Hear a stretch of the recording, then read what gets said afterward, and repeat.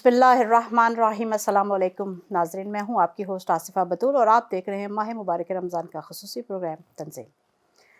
नाज़रीन, माह मुबारक रमज़ान नज़ूल कुरान का महीना है और माह मुबारक रमज़ान में नज़ूल कुरान इसका मौज़ूए असली है। हम अपने इस प्रोग्राम तंज़ील में कोशिश कर रहे हैं कि कुरान फ़हमी और माह मुबारक रमज़ान के मुख्तलिफ़ मौज़ूआत को ज़ेर बहस लाएँ। नज़ूल कुरान का मकसद असली और महवर हिदायत इंसान है। इसको हमने फ़कत सवाब हासिल करने के लिए तिलावत और हिफ्ज़ नहीं करना, बल्कि इसका मकसद और हदफ इंसान की हिदायत है। और हिदायत इंसान उसी वक्त हासिल कर सकता है कि जब उसको कुरान में फ़हम हासिल हो, उसको ये समझ आए कि कुरान हमसे क्या कहना चाहता है, कुरान का पैगाम हमारे लिए क्या है। और फिर यहाँ पे नहीं रुकना, बल्कि इस फ़हम को हासिल करने के बाद, इस मार्फत कुरान को हासिल करने के बाद हमने इसे अपनी ज़िंदगियों में नाफिज करना है, क्योंकि ये एक जामे मंशूर हयात है, एक दस्तूरुल अमल है जो हमारे लिए कुरान की सूरत में एक कोड ऑफ कंडक्ट की सूरत में परवरदिगार आलम ने माह मुबारक रमज़ान में नाजिल फरमाया। और इसका मकसद यही है कि हम अपनी ज़िंदगियों को कुरान करीम की तालीमात और इसके अहकामात के मुताबिक गुजारें। इंशाल्लाह हम कोशिश कर रहे हैं कि इनकी तमाम मतालिब को आपकी खिदमत में आसान करके पेश कर सकें। बढ़ते हैं अपने प्रोग्राम की जानिब। हमारे साथ शरीके गुफ्तगू होंगे हमारे मुअज़्ज़ज़ मेहमान सैयद वारिस अली शाह साहब। ये टीचर भी हैं और हज अमूर की अंजाम दही की सआदत हासिल कर चुके हैं, 2 दफ़ा सदारती अवार्ड याफ्ता हैं। प्रोफेसर साहब, आपका बहुत शुक्रिया कि आप तशरीफ़ लाए। बहुत शुक्रिया। जज़ाकल्लाह। हमारे साथ दूसरी मेहमान हैं मोहतरमा राबिया साबिर साहिबा, जो एक नात ख़्वान भी हैं और हमारे साथ बहुत से प्रोग्राम्स में शरीक रही हैं। आपका भी मोहतरमा बहुत शुक्रिया, जज़ाकल्लाह। बढ़ते हैं अपने प्रोग्राम के बाकायदा आगाज़ की जानब परवरदिगार आलम के बाबरकत नाम से और सुनते हैं तिलावत कुरान पाक।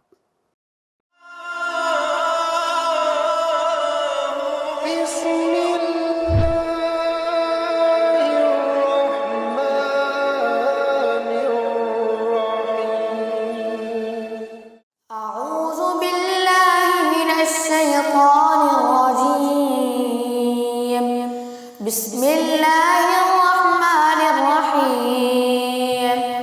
अल्हम्दुलिल्लाहि रब्बिल आलमीन। अर्रहमानिर्रहीम। मालिकि यौमिद्दीन। इय्याका नअबुदु व इय्याका नस्तईन। इहदिनस सिरातल मुस्तक़ीम। सिरातल लज़ीना अनअमता अलैहिम गैरिल मग़ज़ूबि अलैहिम वलद्दाल्लीन। जज़ाकल्लाह। माशाल्लाह, बेशक माह मुबारक रमज़ान का मौज़ू असली कुरान करीम है और इसकी तिलावत का सवाब आम दिनों से बहुत ज़्यादा है। नाज़रीन, अपने प्रोग्राम के अगले सेगमेंट की तरफ बढ़ते हैं और अब मोहतरमा राबिया साबिर साहिबा से गुजारिश करेंगे कि वो हमारे लिए हमद बारी ताला पेश करें। जी मोहतरमा। अपना हरम दिखा दे दोनों जहां के मौला। अपना हरम दिखा दे दोनों जहां के मौला। किस्मत मेरी जगा दे, किस्मत मेरी जगा दे दोनों जहां के मौला। ऐ मेरे मौला मौला मौला। ऐ मेरे मौला मौला मौला। अपना हरम दिखा दे दोनों जहां के मौला। अपना हरम दिखा दे दोनों जहां के मौला। किस्मत मेरी जगा दे, किस्मत मेरी जगा दे दोनों जहां के मौला। बरसों से आरज़ू है तैबा की जोस्तजू है। बरसों से आरज़ू है तैबा की जोस्तजू है। एक बार ही दिखा दे, एक बार ही दिखा दे दोनों जहां के मौला।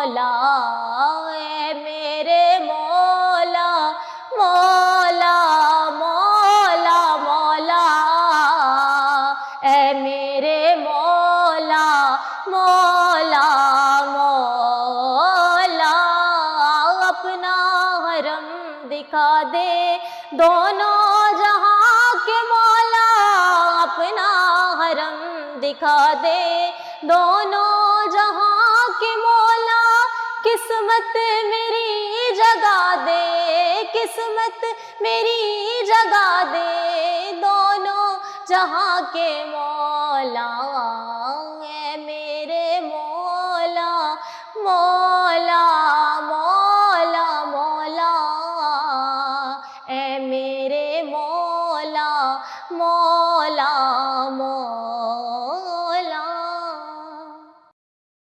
जज़ाकल्लाह, माशाल्लाह। बेशक कायनात का ज़र्रा ज़रा परवरदिगार आलम की हम्द व सना में मसरूफ़ है और हम्द करने वाले उसकी हम्द का हक़ अदा नहीं कर सकते।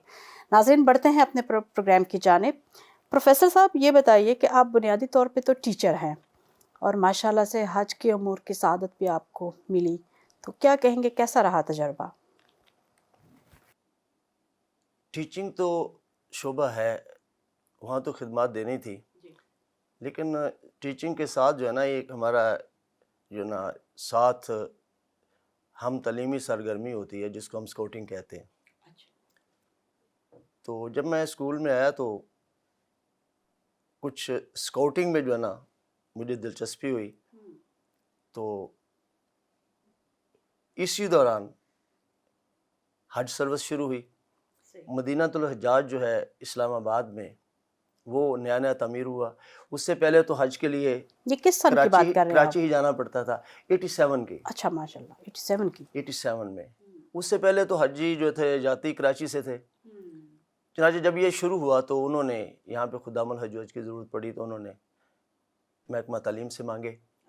तो मैं खुशकिस्मत हूँ कि मुझे भी उन्होंने बुला लिया।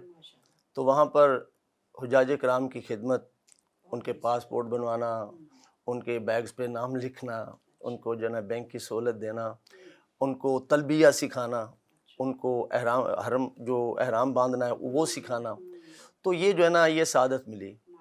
तो 3 साल तक वहाँ करते रहे, 87, 88, 89, 90 तक।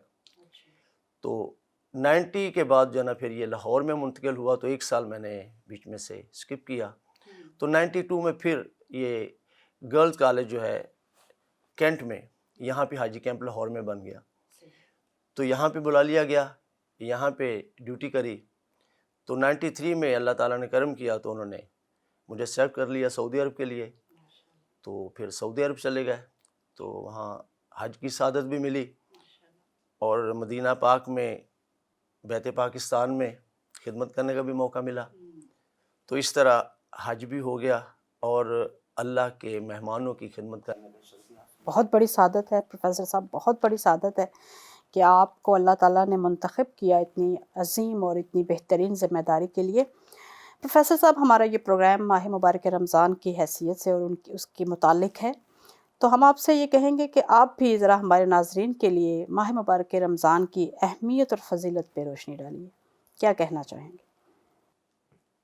माह मुबारक रमज़ानुल मुबारक, जैसे अल्लाह ताला ने फरमाया, या अय्युहल्लज़ीना आमनू कुतिबा अलैकुमुस्सियाम कमा कुतिबा अलल्लज़ीना, कि ऐ ईमान वालों, आप पर रोज़े फ़र्ज़ किए गए जैसे कि आपसे पहले लोगों पर फ़र्ज़ किए गए थे। बेशक। अब अल्लाह ताला वहदहु ला शरीक वो ज़ात हैं जो अपने बंदे को बिला वजह कोई तकलीफ़ नहीं देते। बिल्कुल दुरुस्त। रमज़ान मुबारक के रोज़े जो है वो अल्लाह ताला ने मुसलमानों को तकलीफ़ देने के लिए नहीं दिए।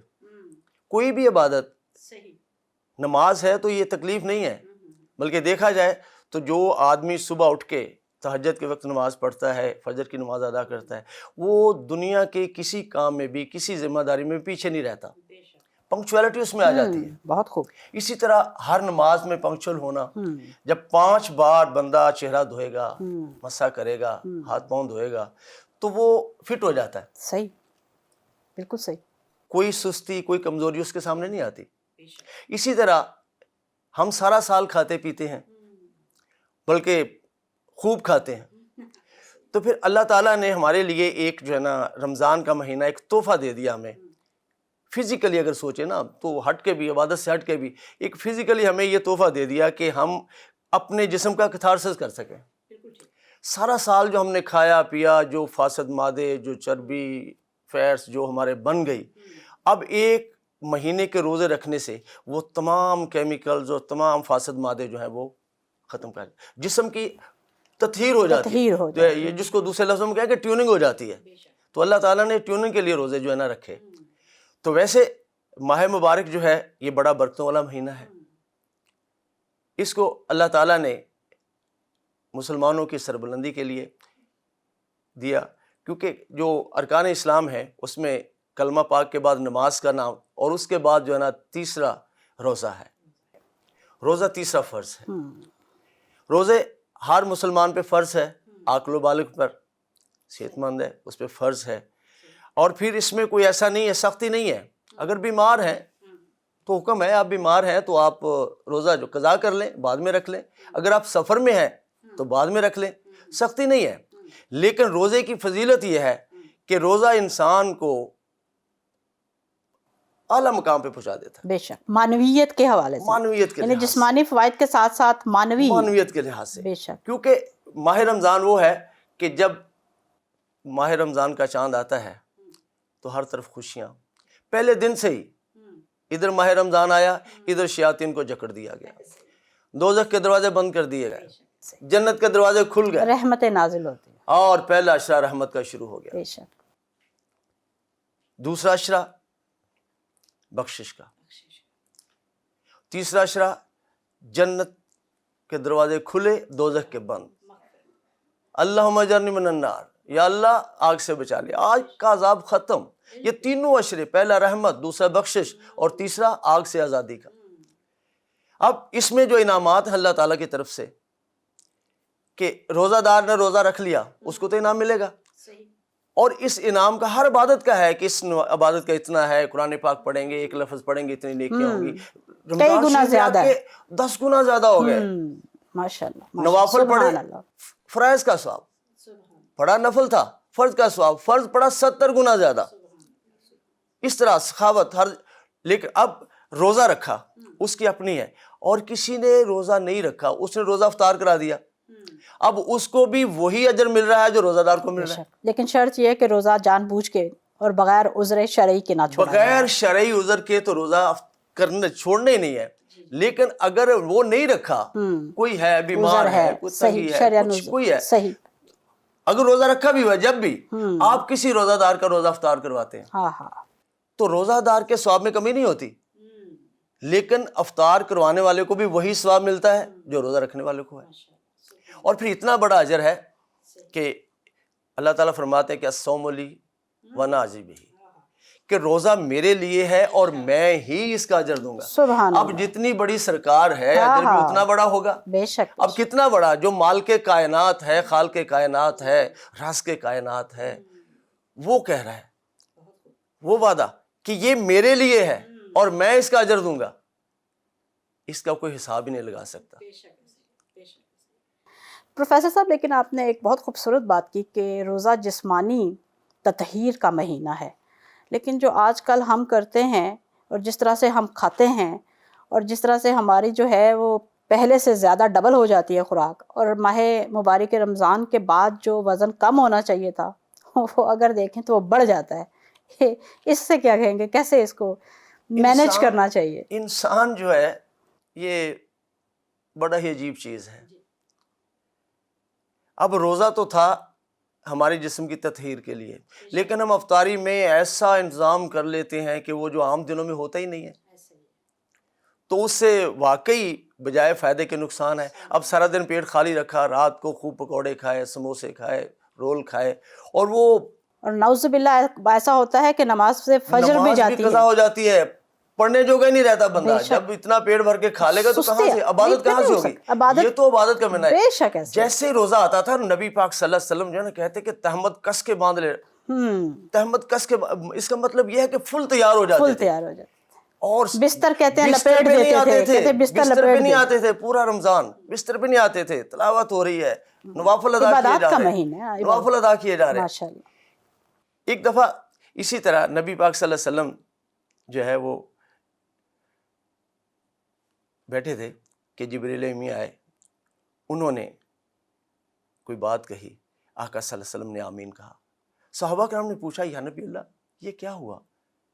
آپ نے آمین کہی، کہا کہ ابھی جبریل آئے تھے، انہوں نے کہا ہے کہ اگر کسی انسان کو زندگی میں رمضان کی سعادت مل جائے اور وہ روزے رکھ کے اپنے آپ کو جہنم سے آزاد نہیں کرواتا تو اس کے لیے ہلاکت ہو۔ بہت استغفر تو اللہ۔ ہم نے آمین کہا۔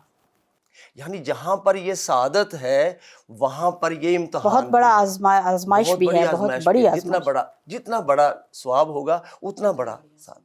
اللہ تعالی ہمیں اس کو بالکل، سمجھنے کی بے توفیق شک دے۔ ایسا ہی۔ بہت خوبصورت انداز میں پروفیسر صاحب نے ماہ مبارک رمضان کی فضیلت اور اہمیت بیان کی۔ بہت خوبصورت اور گہری بات پروفیسر صاحب نے کی کہ الصوم لی، پروردگار عالم نے فرمایا کہ روزہ میرے لیے ہے، اور ایک طرف کہتے ہیں کہ یہ رمضان کا مہینہ میرا ہے، یعنی ماہ مبارک رمضان کو بھی خود سے نسبت دی اور روزے کو کہا کہ یہ میرے لیے ہے۔ بے شک تمام عبادات پروردگار عالم کے لیے ہے، لیکن بالخصوص یہ کہنا کہ روزہ میرے لیے ہے، اس سے یہ ظاہر ہوتا ہے کہ کوئی خاص راز ہے، اس میں کوئی خاص فضیلت ہے، کوئی خاص اہمیت ہے جس کی طرف ہمیں متوجہ ہونا ہے، جس کی طرف ہمیں غور کرنا ہے کہ ہر سال یہ ماہ مبارک ہماری زندگیوں میں آتا ہے تو اس کا کوئی مقصد ہے، اس کا کوئی راز ہے۔ انشاءاللہ اس پہ پروردگار عالم سے دعا ہے کہ ہمیں توفیق دے کہ ہم اس ماہ مبارک کا وہ حق ادا کر سکیں کہ جس کے لیے پروردگار عالم نے اس کو مبعوث کیا ہے، اس کو نافذ کیا ہے۔ انشاءاللہ اللہ تعالیٰ سے دعا ہے کہ پروردگار عالم ہمیں اس ماہ مبارک کا حق ادا کرنے کی توفیق عطا فرمائے۔ ناظرین یہاں وقت ہوا ہے ایک چھوٹے سے بریک کا، کہیں مت جائے گا، ملتے ہیں ایک بریک کے بعد۔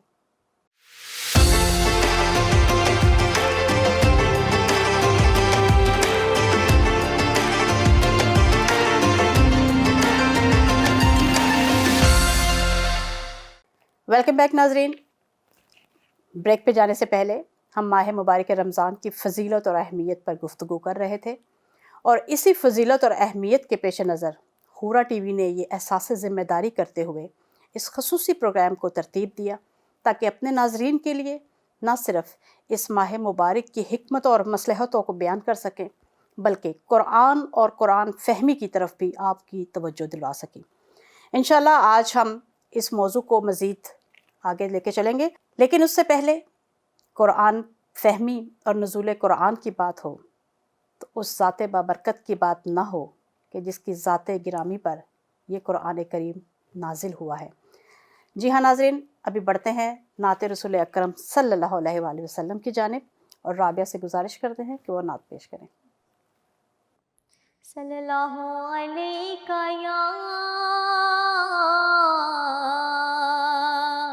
یا رسول اللہ وسلم علیکہ یا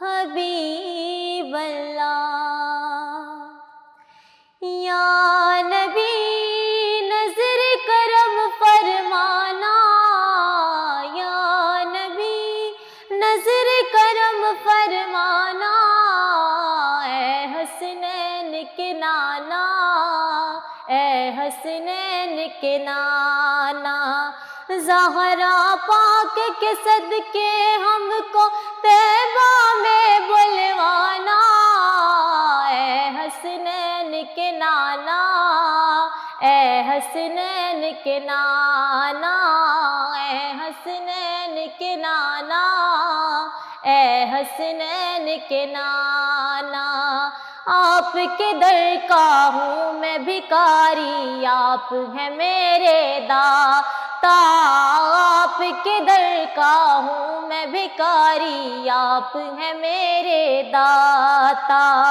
سارے رشتے ناتوں سے ہے پیارا اپنا ناتا، آپ تو ہیں،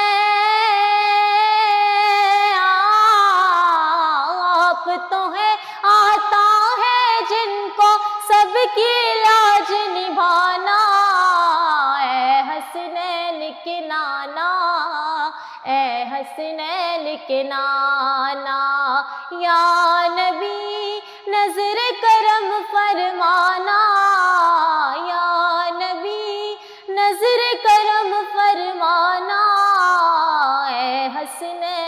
کے نانا، اے حسنین کے نانا، بے سایہ ہے لیکن دو جگ پر ہے آپ کا سایہ، بے سایہ ہے لیکن دو جگ پر ہے آپ کا سایہ، عرش معلا بنا محلہ دید کو رب نے بلایا، عرش معلا بنا محلہ دید کو رب نے بلایا، حشر تلک نہ، حشر تلک نہ ہوگا کسی کا ایسا آنا جانا، اے حسنین کے نانا، اے حسنین کے نانا، یا نبی نظر کرم فرمانا، یا نبی نظر کرم فرمانا، اے حسنین کے نانا، اے حسنین کے نانا، اے حسنین کے نانا، اے حسنین کے نانا۔ جزاک اللہ، ماشاء اللہ۔ یا نبی نظر کرم فرمانا، بے شک کائنات میں رسول اکرم صلی اللہ علیہ وآلہ وسلم کی ذات بابرکت سے یہ نظام کائنات چل رہا ہے، اور ہم سب ان کی ذات بابرکت کے محتاج ہیں، ان سے ہدایت لینے کے لیے، ان سے برکتیں لینے کے لیے۔ اپنے پروگرام کو آگے بڑھاتے ہیں۔ پروفیسر صاحب، قرآن کریم ہدایت کا جامع منشور ہے، لیکن اگر ہم اس میں فہم قرآن نہ کریں، ظاہر ہے ایک منشور جب ہماری سمجھ میں ہی نہیں آئے گا تو ہم اس پہ عمل کیسے کر سکیں گے؟ قرآن نے بھی اس کی بہت تاکید کی ہے، آپ اس میں کیا کہیں گے؟ بے شک قرآن جو ہے اللہ تعالیٰ نے اسی لیے اتارا ہے کہ اس کو پڑھا جائے، اس کو سمجھا جائے اور سمجھایا جائے۔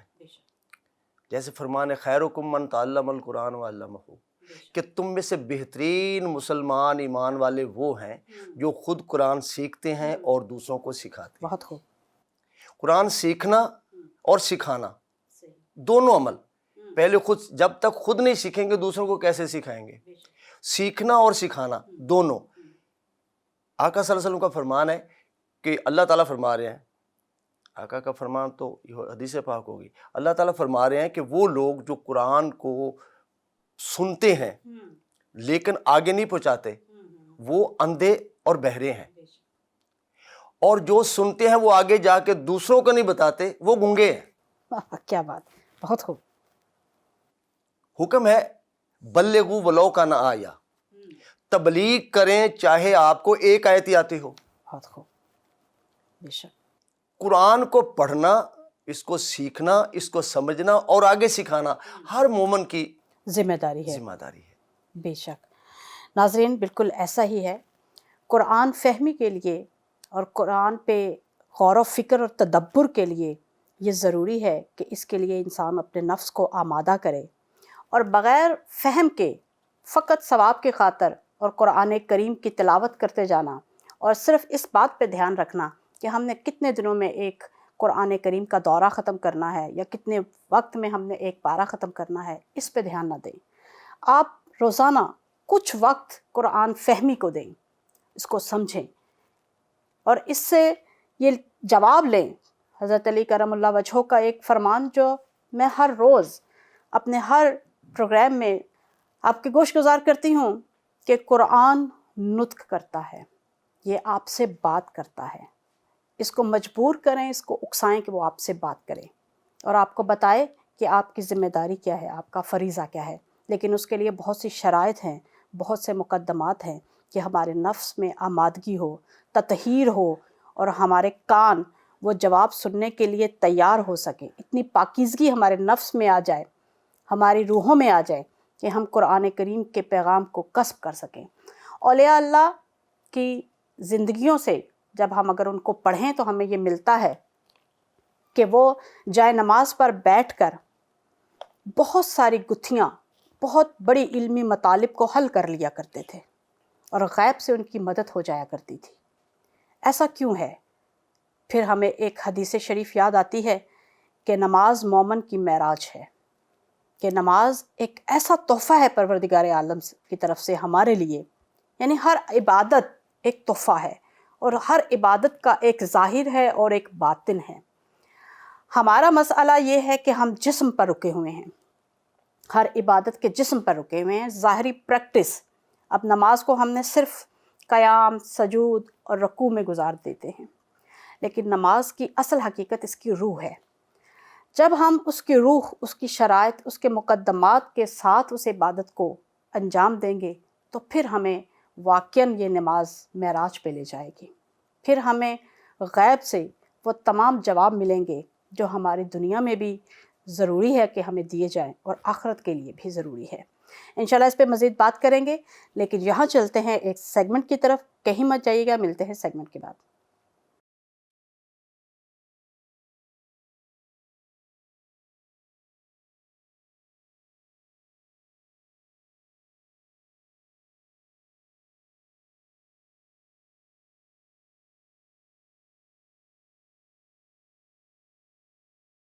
بسم اللہ الرحمن الرحیم۔ السلام علیکم ناظرین اور میرے چھوٹے اور پیارے دوستوں، کیسے ہو؟ امید ہے آپ سب خیریت سے ہوں گے اور اپنا پروگرام اور قرآن سمجھیں دیکھ رہے ہوں گے۔ وعلیکم السلام، الحمدللہ۔ اوہو الحمدللہ، یہ کیوں کہا اور اس کا مطلب آپ کو پتہ ہے میرے چھوٹے اور پیارے بچوں؟ یعنی ساری تعریف اللہ کے لیے۔ بے شک، اس میں کوئی شک نہیں۔ چلیں یہ تو آج ہم سمجھیں گے کہ ہم کا مطلب کیا ہے، تعریف کسے کہتے ہیں۔ تعریف سے تو بہت آگے ہے الحمد، لیکن آپ نے مجھے الحمدللہ کہہ کر کیوں جواب دیا میرے چھوٹے بچوں؟ پتہ نہیں، میں نے سنا تھا کہ جب کوئی پوچھتا ہے آپ کیسے ہیں تو کہنا چاہیے الحمدللہ۔ اس لیے کہ اگر ہم ٹھیک ہیں، صحت یافتہ ہیں، صحت مند ہیں، سلامت ہیں، تو یہ سلامتی اللہ کی طرف سے ہے، اس لیے ہم اس کے کیا کرتے ہیں، حمد کرتے ہیں۔ لیکن اگر حمد کا مطلب سمجھیں تو صحیح معنوں میں حمد کا حق ادا ہوتا ہے، ورنہ ناظرین یہ اللہ کا صرف ورد ہو جاتا ہے، یہ صرف ایک ورد بن کر رہ جائے گا جو ہماری زندگیوں میں کوئی عملی کردار ادا نہیں کرتے ہیں۔ اللہ کے اسماء الحسنہ میں سے ہر ایک کا ایک ایک سسٹم ہے جس پر کائنات کا ایک نظام مشتمل ہے۔ تو پہلے چلتے ہیں حمد کیا ہے اسے سیکھ لیتے ہیں۔ ہاں تو میرے پیارے بچوں، یہ حمد کا لفظ کس سورہ میں آتا ہے، آپ کو یاد ہے؟ جی، الحمدللہ رب العالمین۔ شاباش، یہ قرآن کا پہلا سورہ ہے، اور بسم اللہ کے بعد ہم پہلے پڑھتے ہیں الحمدللہ رب العالمین۔ تو حمد کا مطلب کیا ہو گیا، اللہ کے لیے جو سارے جہان کا رب ہے۔ اب رب اور عالمین تو ہم سمجھ چکے ہیں، آپ کو یاد ہے بچوں؟ جی بچوں، اس کا مطلب آپ نے یاد رکھنا ہے، میں آپ سے بعد میں پوچھوں گی۔ اب حمد کیا ہے؟ حمد الحمدللہ کا اظہار ہے، جب زبان سے نکلتا ہے، جب انسان کسی کمال پر یا کسی کامل صفت کو دیکھتا ہے، اس کا مشاہدہ کرتا ہے، اس لیے اس کے منہ سے اچانک کیا نکلتا ہے، الحمدللہ۔ تو یہ اس کا اظہار ہوگا۔ صحیح معنوں میں الحمدللہ کا اظہار کب ہوتا ہے میرے پیارے بچوں؟ جب ہم بغیر سوچے سمجھے اچانک ہمارے منہ سے نکلے الحمدللہ۔ مثال کے طور پر اگر آپ کا آج اسکول کا رزلٹ ہے اور آپ کے بابا نے کہا ہے کہ آپ اچھے نمبر سے پاس ہو گئی ہیں، تو اسی وقت آپ کے منہ سے فوراً کیا نکلے گا، کون سا ورڈ نکلے گا، الحمدللہ۔ اس لیے حمد کی پہلی شرط یہ ہے کہ بے ساختہ نکلے، فوراً اظہار ہو۔ اب یہ اظہار کیسے ہو سکتا ہے، کیوں اور کب کہتے ہیں الحمدللہ؟ ہم کب کہتے ہیں الحمدللہ؟ جب کوئی اچھی چیز دیکھتے ہیں۔ رائٹ، بالکل ایسے ہی ہے۔ جب ہم اللہ کی صفت کو دیکھتے ہیں، اس کے کسی کام کو دیکھتے ہیں کہ وہ کتنا پرفیکٹ ہے، تو ہم کہتے ہیں الحمدللہ۔ اس لیے ہم تک پہنچنے کے کچھ سٹیپس ہیں۔ پہلا سٹیپ یہ ہے، ہمیں آگاہ ہونا چاہیے کہ وہ کمال کیا ہے، ایک پرفیکٹ چیز کیا ہوتی ہے۔ مثلاً اب یہ کہ پرفیکٹ، ہیلتھی، یا آپ کسی ایسی سچویشن سے پاس ہوں کہ آپ کو خوشی ہو، آپ کو جاب مل گئی ہو، یعنی اسے رزق مل گیا ہو، یہ سب اچھی سچویشن ہے، اچھے عمل ہیں جس پہ ہم کیا کہتے ہیں، الحمدللہ۔ لیکن انکمپلیٹ چیزوں پہ، برے کاموں پر الحمدللہ نہیں کہنا چاہیے۔ स्टेप नंबर 2, जब हम कोई इस तरह का प्रोफेशनल देखें तो हम इसकी तस्दीक करें, यानी हमें यकीन हो जाना चाहिए कि ये कमाल है कि नहीं। ऐसा ना हो कि हम देख कुछ और रहे हों, सुन कुछ और रहे हों और ये कहें कि ये अल्लाह का कमाल है, हमारा कुछ नहीं है इसमें। बिल्कुल पहले तस्दीक कर लेनी चाहिए। ये था हमारा स्टेप नंबर 2। जब ये 2 स्टेप मुकम्मल होंगे, पूरे होंगे, तो तीसरे स्टेप पे बेसाख्ता हमारी ज़ुबान से क्या निकलेगा? अल्हम्दुलिल्लाह। अब इसके आगे एक और स्टेप भी है जो हमको हम बनाएगा, यानी हमारी लाइफ में हम प्रैक्टिकली होगा, वरना ये सिर्फ तारीफ़ होगी।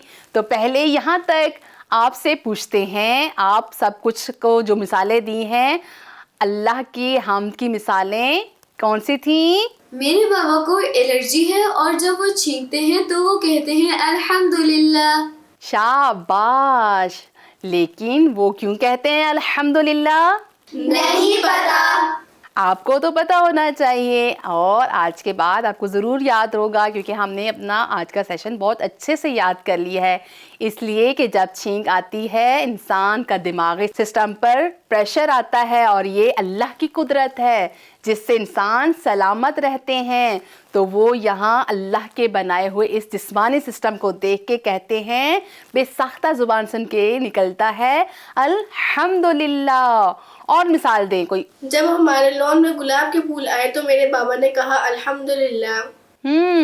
क्योंकि इस खूबसूरत फूल को अल्लाह ने खल्क किया है और इसकी खूबसूरती ने हमें मुतासर किया है, तो वो खूबसूरती देखने वाला देख के क्या कहता है? बेसाख्ता क्या निकलता है उसकी ज़ुबान से? अल्हम्दुलिल्लाह। हमारे अंकल की जॉब चली गई और जब उन्हें 1 साल बाद जॉब मिली तो वो बार बार कहते हैं अल्हम्दुलिल्लाह रब्बिल आलमीन। बिल्कुल दुरुस्त कहते हैं आपके अंकल। बिल्कुल इंसान को रिस्क देने वाला कौन है? अल्लाह। अल्लाह का कमाल है, जब उसे कुछ मिलता है तो वो अपने रब को याद करके हम करता है। तो फिर हम का मतलब तारीफ ही हुआ ना। लेकिन बाजी आपने कहा तारीफ से आगे है। हमद में एक और नुक्ता भी है, वो ये कि जब इंसान हमद करता है तो उसके अंदर शौक़ भी पैदा होता है। किस चीज़ का शौक? जी, वो यही कमाल, बेहतरीन चीज़ जो इसने देखी और इसकी ज़ुबान से निकला अल्हम्दुलिल्लाह। अब ये कमाल, ये खूबसूरती वो अपने अंदर भी पैदा करने का शौक़ रखेगा, तब हम प्रैक्टिकली होंगे, अपनी लाइफ में अमली होगा हमारा कुरान हमारी ज़िंदगियों में और हमारी ज़िंदगियों में अल्हम्दुलिल्लाह आ जाएगा। बाजी और समझाए। जी मेरे प्यारे बच्चों, मैं आपको समझाती हूँ और मिसालें दे के। अक्सर हम अल्लाह की खल्क की हुई खूबसूरती को देखकर अल्हम्दुलिल्लाह कहते हैं। अब वो चाहे नेचर में हो या इंसान के जिस्म में हो या अल्लाह के सिस्टम में हो। जैसे मरीज़ को शिफा देना, ये अल्लाह ने हमें क्वालिटी दी है, अल्लाह ने हमें दी है, बताया है कि हमें किस तरह से खूबसूरत बनाना चाहिए। जैसे हमारा अखलाक अच्छा हो, हमारी बातें अच्छी हों या खूबसूरती दूसरी चीज़ों में हम देख के अल्लाह की तारीफ़ करें, जिसको देखकर हम करते हैं, तो हमारी ज़िंदगियों को भी इसी तरह ज़ीबा होना चाहिए। अल्लाह की सिफत को अपना कर ये शौक़ हमारे अंदर कौन पैदा करता है? अल्हम्दुलिल्लाह कहने के बाद। तो ये हकीकी हम्द है, वरना सिर्फ ये तारीफ़ी हम्द होगी, यानी मदह होगी।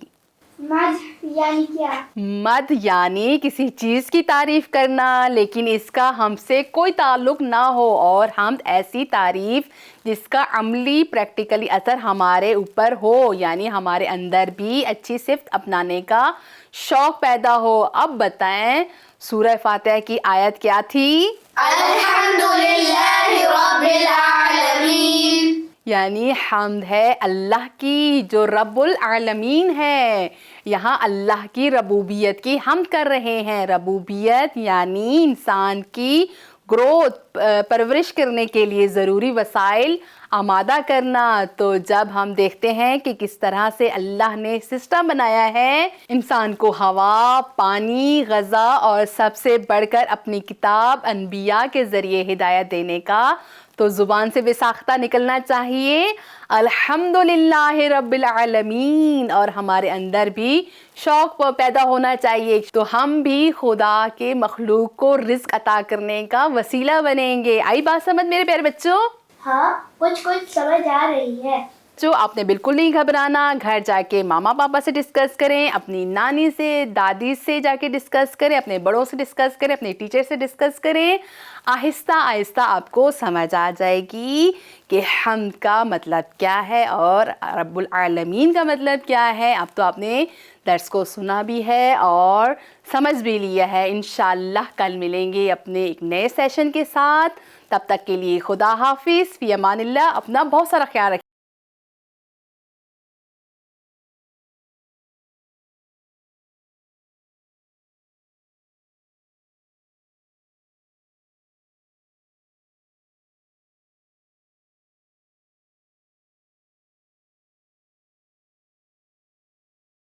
ویلکم بیک ناظرین، امید ہے آپ کو ہمارا سیگمنٹ پسند آیا ہوگا۔ سیگمنٹ پہ جانے سے پہلے ہماری گفتگو فہم قرآن میں جاری تھی۔ ناظرین، پروردگار عالم نے قرآن کریم میں ارشاد فرمایا ہے، بسم اللہ الرحمن الرحیم، انا جعلنا قرآنا عربیا لعلکم تعقلون، بے شک ہم نے اسے عربی قرآن قرار دیا ہے تاکہ تم سمجھ سکو۔ پروردگار عالم نے جا بجا بے شمار ایسی آیات ہیں کہ جہاں انسان کو متوجہ کیا ہے، تذکر دیا ہے کہ قرآن کو ہم نے نازل کیا ہے تمہاری ہدایت کے لیے، لیکن ہدایت اس صورت میں تم لے سکو گے کہ تم اس میں فہم پیدا کرو، اس کو سمجھ سکو۔ اس آیہ شریفہ میں بھی پروردگار عالم فرما رہا ہے کہ تاکہ تم سمجھ سکو، تعقل کر سکو، تدبر کر سکو، تفکر کر سکو۔ حورا ٹی وی نے بھی اسی لیے اس پروگرام کو اس طریقے سے ترتیب دیا ہے کہ اس میں قرآن فہمی اور اس کے مطالب پہ، مختلف موضوعات پہ گفتگو کی جائے، بحث کی جائے۔ پروفیسر صاحب آپ کیا کہیں گے؟ آپ نے بھی اس پروگرام کو دیکھا ہے۔ ماشاءاللہ جی، یہ بہت بڑی سعادت ہے حورا ٹی وی کے لیے کہ انہوں نے یہ ضروری سمجھا کہ قرآن پاک میں فہم پیدا کیا جائے، بچوں میں فہم پیدا کیا جائے، کیونکہ آج اگر دیکھا جائے تو جتنی قرآن کی فہم کی، سمجھنے کی، تعقل کی آج ضرورت ہے، شاید پہلے کبھی نہیں تھی۔ بالکل، کیونکہ ثقافتی جلغار بہت ہے جی۔ اگر یہ آج دیکھیں، ماں باپ کی عزت کوئی نہیں کر رہا، اولادیں ماں باپ کی نافرمان ہو رہی ہیں۔ اگر قرآن کو پڑھا جائے اور اگر سیکھے تو پتہ چلے وہ بالوالدین احسانا، کہ ماں باپ کے ساتھ احسان کرنا ہے، اولاد کو پتہ ہو، اگر قرآن کو سمجھا جائے۔ ایسے ہی پڑھتے جانا تو کوئی نہیں ہے۔ حضور صلی اللہ علیہ وسلم حضرت ابن عباس رضی اللہ تعالیٰ عنہ سے فرماتے ہیں کہ ابن عباس، قرآن کو ترتیل کے ساتھ پڑھو، رک رک کے پڑھو، غور خوض کرو تاکہ سمجھ سکو۔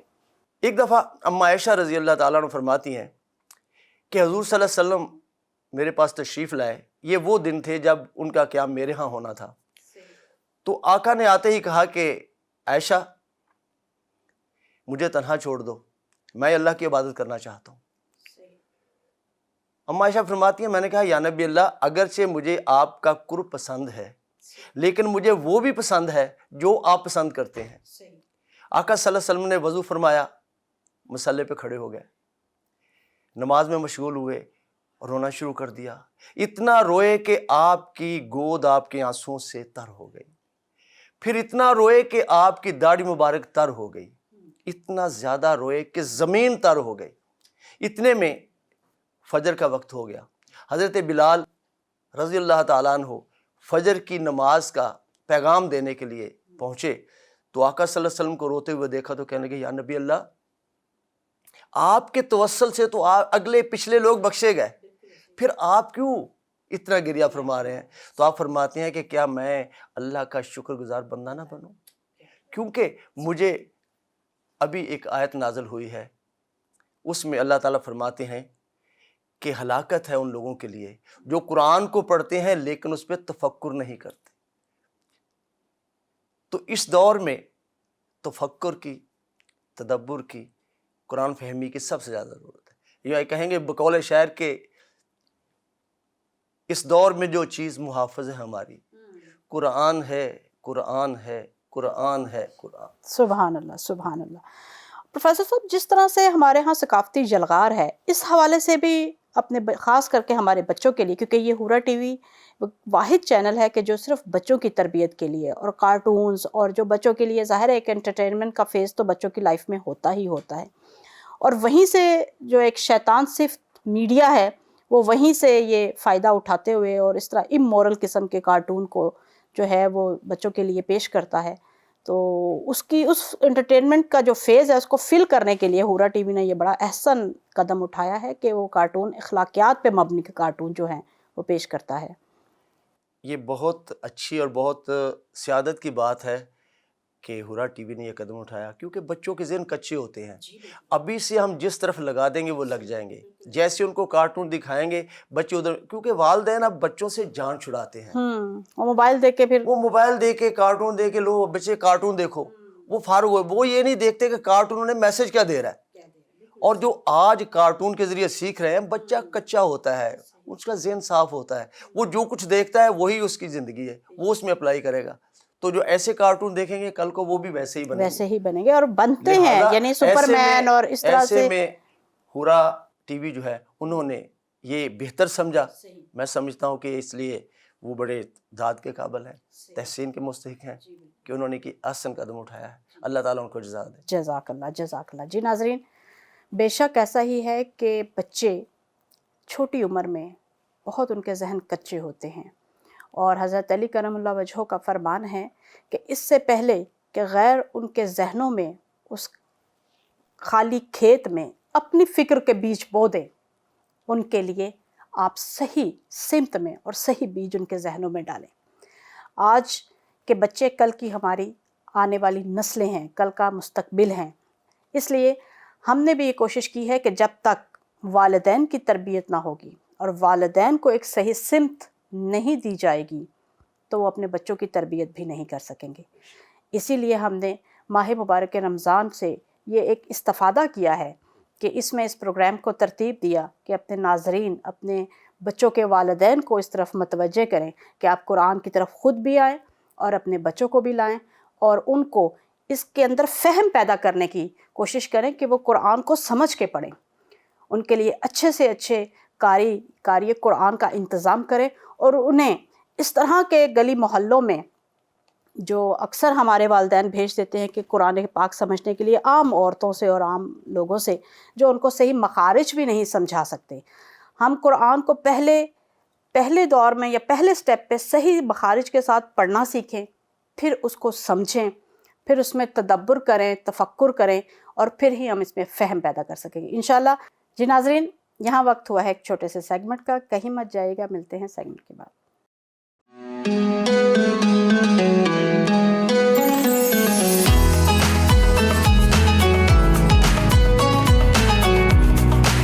السلام علیکم ناظرین، امید کرتی ہوں آپ سب خیریت سے ہوں گے. میں آپ کی ہوسٹ ڈاکٹر سیدہ زینت بطول آج آپ کے پاس ایک نئے ٹاپک کے ساتھ حاضر ہوں، جس میں ہم یہ ڈسکس کریں گے کہ رمضان المبارک میں وہ کون سی غذائیں ہیں جن سے آپ کو پرہیز کرنا چاہیے، یا جو اگر آپ لیں تو آپ کے لیے نقصان کا باعث بن سکتی ہیں.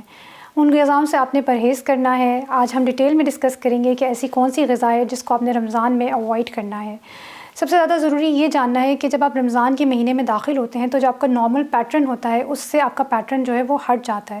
یعنی آپ کی روٹین جو ہے وہ کسی مطلب آپ نے صبح جو کھایا ہے اس کے بعد آپ نے شام تک کچھ بھی نہیں کھانا، اپنے درمیان کا میل اسکپ کرنا ہے جو آپ عام روٹین میں نہیں کر رہے ہوتے، اور دن میں بھی بیچ بیچ میں آپ میلز لے رہے ہوتے ہیں.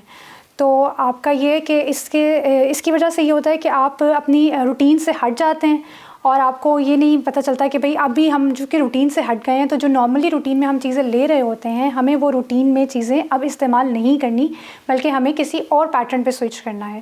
تو اس میں آپ یہ چیز بہت ضروری ہے کہ آپ اس چیز کا خیال کریں کہ آپ کیا کھا رہے ہیں، کیا پی رہے ہیں، کون سی چیزیں آپ کو نہیں کھانی. خاص طور پہ افطار کے وقت، جیسے افطار کا وقت ہوتا ہے اور آپ روزہ کھولتے ہیں تو ایک دم آپ اپنے اسٹمک کو اتنا زیادہ فل کر لیتے ہیں، آپ بار بار ہسپتالوں کی وزٹ کرنے پڑتے ہیں صرف اس وجہ سے کہ انڈائجیشن ہو جاتی ہے، اوور ایٹنگ ہو جاتی ہے. اور بہت سارے لوگ یہ شکایت کرتے ہیں کہ ہم رمضان میں روزے رکھتے ہیں، اس کے باوجود at the end of the Ramzan ہمارا ویٹ گین ہی ہو رہا ہوتا ہے.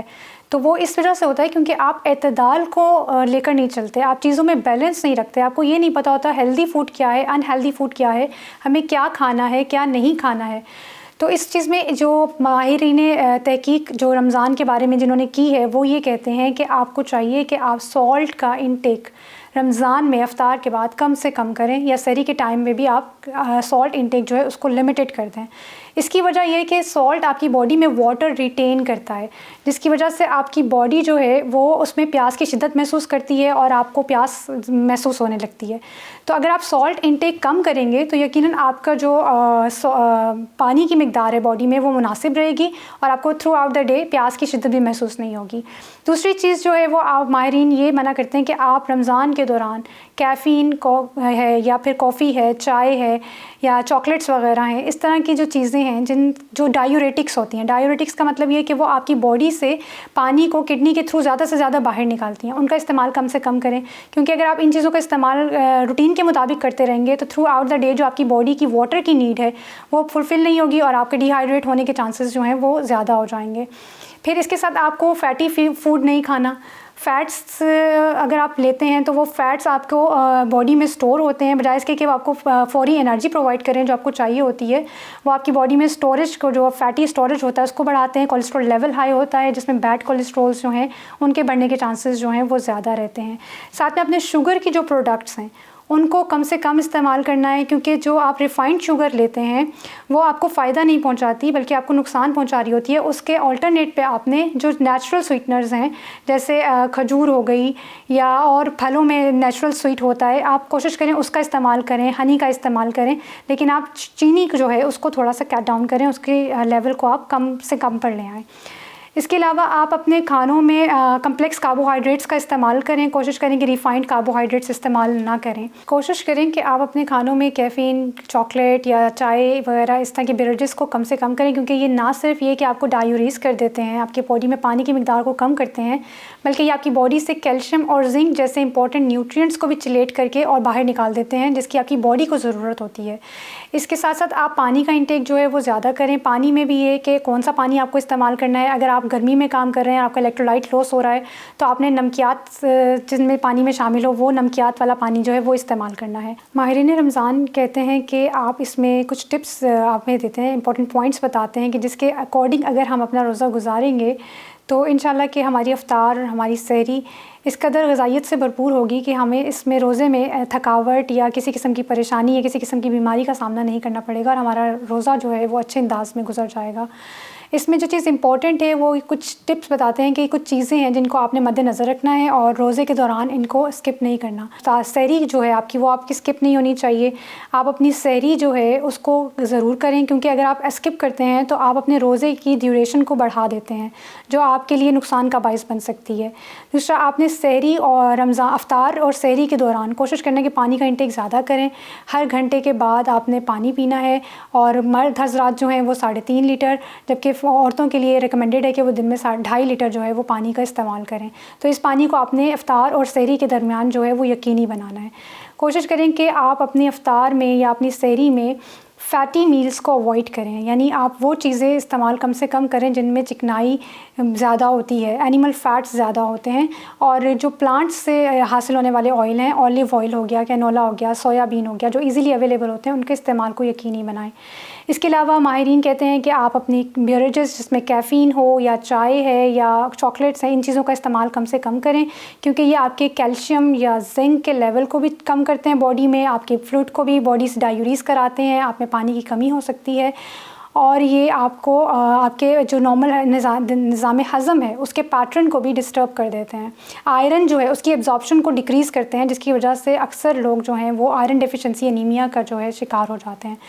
اس کے علاوہ آپ کوشش کریں کہ اپنے فوڈ میں جو ہے وہ پروٹینز ضرور شامل کریں، بہت زیادہ ہیلدی فوڈ کھائیں، ہیوی میل، فیٹی میل، اسپائسی میل، سویٹ میل یا سالٹی میل، ان چیزوں سے کوشش کریں کہ اوائڈ کریں یا ان کو اپنی میل میں کم سے کم کر دیں، کیونکہ یہ چیزیں نہ صرف یہ کہ آپ کی صحت کو خراب کرتی ہیں بلکہ آپ کے روزے کو افیکٹ کرتی ہیں۔ آپ دن بھر پریشان رہتے ہیں اور آپ کا روزہ اچھے سے نہیں گزرتا، اور افطاری میں بھی آپ کو افطاری کرنے کے بعد آپ کو بھاری پن کا احساس ہوتا ہے، مختلف قسم کی سینے میں جلن اور آنتوں کی بیماریوں میں آپ مبتلا ہو جاتے ہیں۔ کاربونیٹڈ ڈرنکس کو اوائڈ کریں، کیونکہ وہ کاربونیٹڈ ڈرنکس جو ہیں وہ ایسیڈیٹی کو انکریز کرتی ہیں، اور آپ کا جو ہے وہ ڈفرینٹ قسم کے یورینری کمپلینٹس جو اس کے ساتھ آ رہی ہوتی ہیں، یا ہارٹ برن وغیرہ کی پرابلمس جو ہیں وہ اسٹارٹ ہو جاتی ہیں، تو ایسے بیوریجز کو اوائڈ کریں. کوشش کریں کہ پلین بیوریجز جس میں کہ جو ڈیری پروڈکٹس آ جاتے ہیں ان کا استعمال آپ یقینی بنائیں. اس کے علاوہ آپ کوشش کریں کہ ڈیپ فرائی کی بجائے شیلو فرائی کی طرف جائیں، اور اس سے بھی بہتر یہ کہ آپ بیکڈ چیزیں کھائیں، یا پھر آپ ایئر فرائر میں بنی ہوئی چیزوں کو استعمال کریں جو ہیلدیئر بھی ہوتی ہیں، نیوٹریٹیو بھی ہوتی ہیں. لیکن یہ ڈیپینڈ کرتا ہے کہ آپ اس میں کیا اجزاء یوز کر رہے ہیں اور کون سی چیزیں ہیں جن کا استعمال کر رہے ہیں. پروٹینز کو اپنی ڈائٹ میں ضرور شامل کریں. پروٹین ایک بہت ہیلدی ڈائٹ ہوتی ہے جس سے کہ آپ کے جو مسلز ہیں، جو آپ کے اعصاب ہیں وہ مضبوط ہوتے ہیں، مسلز آپ کے مضبوط ہوتے ہیں. اس کے علاوہ آپ اپنے جو سونے کے اوقات ہیں ان کو ریگولیٹ کریں، کیونکہ یہ بہت امپورٹنٹ ہوتا ہے. رمضان میں لوگوں کے جو سلیپ پیٹرنز ہیں وہ ڈسٹرب ہو چکے ہوتے ہیں، یا اجتماعیت کی وجہ سے، یا راتوں میں آپ عبادات کر رہے ہوتے ہیں، تو آپ کا جو نارمل پیٹرن ہے لائف اسٹائل کا وہ ڈسٹرب ہو چکا ہوتا ہے. اس میں ضروری یہ ہے کہ آپ اپنی نیند کو جو ہے وہ ریگولیٹ کریں. جتنے آورز آپ کو نیند ریکوائرڈ ہے اس کو پورا کریں، کیونکہ ہمارے باڈی میں، ہمارے دماغ کے اندر ایک گلینڈ ہوتا ہے جس کو پائنیل گلینڈ کہتے ہیں، اور وہ میلاٹونن ہارمون جو ہے وہ سیکریٹ کرتا ہے. اور یہ میلاٹونن جو ہے یہ آپ کی باڈی کے باقی ہارمونز کو جو ہے منظم کرنے میں بہت اہم کردار ادا کرتا ہے، اور یہ ہارمون صرف اندھیرے میں ہی ریلیز ہوتا ہے. تو کوشش کریں افطار کے بعد جو ہے آپ اسکرین ٹائم اپنا کم کر دیں، یا روشنیوں میں جانے سے پرہیز کریں، اور آپ کوشش کریں کہ اپنی سلیپ جو ہے اس کا ایک آپ پراپر پیٹرن ہو جس کو آپ فالو کر رہے ہیں. اچھا، اس کے ساتھ ساتھ آپ نے اپنے ڈائٹ کو بھی مینٹین کرنا ہے، سلیپ کو بھی مینٹین کرنا ہے، ایکسرسائز کو بھی مینٹین کرنا ہے، اور چکنی چیزوں سے، چربی والی چیزوں سے، سالٹی چیزوں سے، سویٹ چیزوں سے، بہت زیادہ ہیوی میلز سے، بہت زیادہ فیٹی میلز سے آپ نے اوائڈ کرنا ہے. کمپلیکس کاربوہائیڈریٹس کا استعمال یقینی بنائیں، جن میں دلیا وغیرہ آ جاتا ہے، براؤن بریڈ آ جاتی ہے، ایسی چیزیں آ جاتی ہیں جو آپ کی باڈی میں ہضم کو بڑھاتی ہیں، فائبر ڈائٹ آپ کو پرووائڈ کرتی ہیں. اور جو دالیں ہیں وہ پروٹین میں رچ ہوتی ہیں، آپ دالوں کا استعمال کریں. جو لوگ گوشت پسند نہیں کرتے وہ دالوں پہ سوئچ کر جائیں، اور وہ دالوں سے پروٹین کی جو اپنی ریکوائرمنٹ ہے وہ فلفل کر سکتے ہیں. بہت سارے لوگ جو ہیں وہ افطار کے ٹائم پہ تلی ہوئی چیزیں، پکوڑے، سموسے، اس طرح کی چیزیں کھانا بہت پسند کرتے ہیں، یا پھر کڑھائی ہے، دیسی کھانے ہو گئے جن میں نمک مرچ بہت زیادہ ہوتا ہے. تو کوشش کریں کہ آپ یا تو شیلو فرائی کی ہوئی چیزیں استعمال کریں، یا بیک گرل چیزوں پر سوئچ کر جائیں. اور یہ جو سموسے پکوڑے ہیں ان کی جگہ آپ کچھ ایسی چیز کھا لیں جو پیٹیز وغیرہ ہیں، جو نیوٹریٹیو بھی ہوتے ہیں، ہیلدی بھی ہوتے ہیں، بیکڈ ہوئی ہوئی چیزیں ہوتی ہیں. یا کڑھائی وغیرہ ہے، یا دیسی کھانے کھا رہے ہیں تو ان میں نمک مرچ کا استعمال جو ہے، گرم مسالوں کا استعمال کم کر دیں، کیونکہ جب آپ گرم مسالے زیادہ استعمال کر رہے ہوتے ہیں تو آپ کی پانی کی ریکوائرمنٹ بھی بڑھ جاتی ہے، اور آپ کو دن بھر پیاس کی شدت کا احساس ہوتا رہتا ہے. تو کچھ چیزیں ایسی ہیں جن کو، یہ جو آپ کو بتائی گئی ہیں کہ آپ نے ہیوی میل، فیٹی میل، اسپائسی میل، سالٹڈ میل، شوگر سے بھرا ہوا میل، یہ چیزیں آپ اگر اوائڈ کریں رمضان میں تو یقیناً آپ ایک ہیلدی اور نیوٹریٹیو روزہ جو ہے وہ ٹائم روزے میں گزار سکتے ہیں. آپ ایک اچھا روزہ رکھ کر ایک اچھے لائف اسٹائل کی طرف جا سکتے ہیں. ان سب چیزوں کو اوائڈ کرنے سے آپ کے بہت سارے ہیلتھ کے مسائل بھی دور ہو سکتے ہیں. آپ ایک اچھی ہیلدی لائف کی طرف جا سکتے ہیں. آپ کا بلڈ کولیسٹرول، آپ کی بلڈ شوگر، آپ کا بلڈ پریشر جو ہے یہ سب کنٹرول رہ سکتا ہے. صرف آپ ان چیزوں کو کنٹرول کریں کہ آپ کو چکنائی نہیں کھانی، آپ کو کاربونیٹڈ ڈرنکس نہیں لینے، آپ کو کیفین نہیں لینی، آپ کو کافی نہیں لینی، آپ کو چائے نہیں لینی. آپ اپنے رمضان کو نارمل روٹین کی طرح لے کر نہیں چلیں، بلکہ آپ کو بہت ساری چیزیں جن کا آپ کو کٹ آف کرنا ہے اپنی ڈائٹ سے، اور بہت ساری بینیفیشل چیزیں ہیں جو آپ کو اپنی ڈائٹ میں ایڈ کرنی ہیں. اور ساتھ ساتھ آپ نے اپنی نیند کو ریگولیٹ کرنا ہے، اپنے ایکسرسائز پیٹرن کو پراپر اس کے ساتھ لے کر چلنا ہے، تب جا کر آپ ایک ہیلدی روزہ جو ہے وہ رکھ سکتے ہیں. ان سب چیزوں کو آپ اوائڈ کر سکتے ہیں رمضان میں، اور ان سب چیزوں کو اوائڈ کر کے آپ اپنے روزے کو ہیلدی اور نیوٹریٹیو بنا سکتے ہیں. تھرو آؤٹ دا ڈے آپ انرجیٹک رہ سکتے ہیں، بہت ساری بیماریوں سے، جو امراض ہیں ان سے اپنے آپ کو بچا سکتے ہیں. آپ ایک ہیلدی لائف اسٹائل کی طرف جا سکتے ہیں. تو رمضان ایک بہت اچھا موقع سمجھتی ہوں میں کہ آپ اپنے جو لائف اسٹائل پیٹرن ہے اس کو موڈیفائی کر سکتے ہیں. تو امید کرتی ہوں کہ آپ کو ہمارا آج کا پروگرام پسند آیا ہوگا. انشاءاللہ پھر ایک نئے موضوع کے ساتھ آپ کے سامنے حاضر ہوں گے. تب تک کے لیے اپنی ہوسٹ ڈاکٹر سیدہ زینت بتول کو اجازت دیجیے. اللہ حافظ.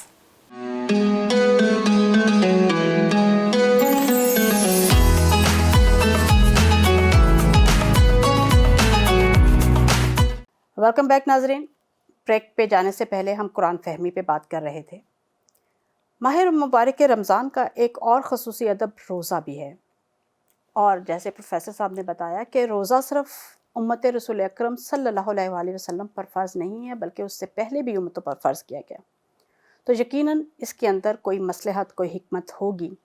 اور ایک جو بات ہمیں ظاہری اسباب سے اور روایات سے اور احادیث مبارکہ سے سمجھ آتی ہے وہ یہ ہے کہ یہ ایک پریکٹس ہے، یہ ایک مشق ہے کہ جس میں ہمارے لیے یہ حکم ہے کہ ہم ایک پورا دن 10-12 گھنٹے جب ہم بھوک پیاس برداشت کرتے ہیں تو ہمیں اس سے ان لوگوں کے لیے بھی احساس پیدا ہوتا ہے کہ وہ جن کے پاس کھانے کو کچھ نہ ہو، کہ جو کمزور ہیں فائنینشیل طور پہ، ان کی کیا حالت ہوگی، ان کی بھوک اور پیاس کا احساس بھی ہمیں ہوگا۔ اس کے علاوہ بہت سارے راز ہیں، لیکن اگر ہم گنتی کرنا شروع کریں تو اس میں سے ایک یہ بھی ہے۔ روزہ کا ایک نام صبر بھی کہا گیا ہے کہ روزہ صبر ہے۔ صبر کے لیے یہ جو قرآن کریم میں آیات ہیں کہ ان اللہ مع الصابرین، اللہ صبر کرنے والوں کے ساتھ ہے اور خوشخبری ہے صبر کرنے والوں کے لیے، اس طرح کی بہت ساری آیات ہیں کہ جس میں روزہ اور صبر ایک ساتھ ذکر ہوا ہے۔ انشاءاللہ اس پہ مزید گفتگو کرتے ہیں۔ پروفیسر صاحب، قرآن میں تدبر اور تعقل کرنا بہت ضروری ہے، قرآن کریم نے اس پہ بہت تاکید کی ہے، لیکن قرآن کریم میں تدبر اور تعقل نہ کرنے والوں کی مذمت بھی بہت کی ہے، اس کے بارے میں آپ کیا کہیں گے؟ بے شک قرآن جو ہے وہ صرف اس لیے نہیں اترا کہ ہم اسے بس پڑھتے رہیں اور جو ہے نا کوشش کریں کہ اب ہم نے 4 دن میں قرآن پاک کو ختم کرنا ہے، یا 5 دن میں کرنا ہے، یا 10 دن میں کرنا ہے، یہ نہیں، بلکہ حکم ہے کہ قرآن کو ترتیل کے ساتھ پڑھا جائے۔ ترتیل کے ساتھ پڑھنے کا مطلب یہ ہے کہ اس کو ٹھہر ٹھہر کر سمجھ کے پڑھا جائے۔ صحیح۔ آج ہم بچوں کو حفظ کروا لیتے ہیں، حفظ کرنا بہت بڑی سعادت ہے، بہت بڑی، لیکن اس میں یہ نہ لیا جائے کہ حفظ کے شاید ہم خلاف ہیں، ایسا نہیں ہے، ایسی بات نہیں ہے۔ حفظ دیکھیں، ایک مثال دیتا ہوں میں، ایک آدمی ہے، آپ اس کو آنکھیں باندھ کے گاڑی میں بٹھائیں اور پورے لاہور کا چکر لگوا دیں اور پھر اس سے کہیں کہ ہاں بھائی آپ نے لاہور دیکھ لیا، بہت خوب، بہترین مثال دی آپ نے، تو اسے کیا سمجھ آئے گی؟ اسی طرح جب ہم بچوں کو حفظ کروا لیتے ہیں، ترجمہ نہیں کرواتے، تفسیر نہیں کرواتے، قرآن میں تفکر اور تدبر اس میں پیدا ہی نہیں ہوتا، اسے پتہ نہیں ہوتا کیا پڑھ رہا ہوں، نہیں میں نے کیا پڑھا ہے۔ ہم طوطے کو کہتے ہیں نا کہ میاں مٹھو چوری کھاؤ گے، تو وہ یہ نہیں کہتا میں کھاؤں گا، وہ کہتا ہے میاں مٹھو چوری کھاؤ گے، کیونکہ اسے پتہ ہی نہیں ہے کہ کیا جواب دینا۔ اسی طرح اگر ہم بغیر ترجمے کے، بغیر فقہ کے، بغیر تفسیر کے قرآن پاک بچوں کو پڑھاتے ہیں تو اس کا ثواب تو ہے، لیکن وہ حق ادا نہیں ہوتا جو چاہتے ہیں، کیونکہ قرآن جو ہے وہ تو رہتی دنیا تک انسانوں کے لیے ہدایت ہے، مکمل ضابطہ حیات ہے، اور آقا صلی اللہ علیہ وسلم ناطق قرآن ہے، آپ کی زندگی قرآن کا عملی نمونہ ہے۔ اگر دیکھا جائے تو آقا صلی اللہ علیہ وسلم کی زندگی ہی عملی قرآن ہے، کیونکہ عام طور پہ ہوتا ہے کہ جو بھی ہم آج بچوں کو پڑھاتے ہیں یا آگے کوئی بھی، پہلے ہم تھیوری پڑھتے ہیں پھر پریکٹیکل کی طرف آتے ہیں، لیکن اسلام نے بڑا بہترین طریقہ کہ اللہ تعالیٰ نے پہلے آقا صلی اللہ علیہ وسلم کی زندگی 40 سال تک لوگوں کے سامنے پریکٹیکلی رکھی، یعنی عملی قرآن ان کو دکھایا، اور پھر قرآن پاک نازل کیا، یعنی تھیوری بعد میں، پریکٹیکل پہلے۔ بہت خوب، بے شک ایسا ہی ہے۔ اب قرآن پاک میں کوئی ایسا ضابطہ نہیں ہے دنیا کا جو نہیں موجود۔ آپ نے اگر حکومت کرنی ہے، مثال موجود ہے، آپ سپہ سالار ہیں، مثال موجود ہے، آپ نے معیشت کا کرنا ہے تو معیشت دان بننا ہے، معیشت کا موجود ہے، آپ نے وراثت کا حصہ دار بنانا ہے، ہر حصہ الگ الگ، ماں کا حصہ کیا ہوگا، بیٹی کا کیا ہوگا، بیٹے کا کیا ہوگا، کس کا کیا ہوگا، یعنی مکمل ضابطہ حیات ہے۔ میں سمجھتا ہوں کہ دوسری مغربی قومیں جو ہیں وہ اپنی کتابوں سے ہٹ کے نظام بناتی ہیں، قوانین بناتی ہیں، لیکن اسلام میں تو بڑی خوبصورتی ہے کہ قرآن پاک کو چھوڑے ہی نہ، بالکل ہر چیز مکمل ضابطہ اس میں موجود ہے، اس کو اپلائی کریں، صحیح، تو اس سے بہتر اور ہو ہی نہیں سکتا۔ لیکن یہ اسی وقت ہوگا جب ہم قرآن پر تفکر کریں گے، فہم پیدا کریں گے۔ بہت خوب، ماشاءاللہ بہت خوبصورت انداز میں پروفیسر صاحب بیان فرما رہے تھے۔ ناظرین، قرآن کریم میں فہم پیدا کرنا، یہی قرآن کریم کا مقصد اصلی مقدمہ ہے۔ اس کو بھی ہم ہدف اور اصلی ہدف نہیں کہہ سکتے، کیونکہ یہ ایک پہلا مقدمہ ہے کہ ہم سب سے پہلے قرآن میں فہم پیدا کریں اور اس کا جو اصل مقصد ہے اس کی طرف ہم جائیں، اور وہ ہے ہدایت انسان۔ لیکن ہم کسی بھی چیز کو، ایک عام کتاب بھی اگر ہم پڑھیں اور صرف رٹا لگا لیں اور اس کو سمجھنے کی کوشش نہ کریں تو اس کا کوئی فائدہ نہیں ہے۔ قرآن کریم نے اس کے بارے میں بہت مذمت کی ہے کہ جو قرآن کریم پہ تفکر نہیں کرتے۔ ارشاد ہوتا ہے بسم اللہ الرحمن الرحیم افلا یتدبرون القرآن ام علی قلوبہم اقفالہا، تو کیا وہ لوگ قرآن میں ذرا تدبر نہیں کرتے، ان کے دلوں پر قفل پڑے ہوئے ہیں۔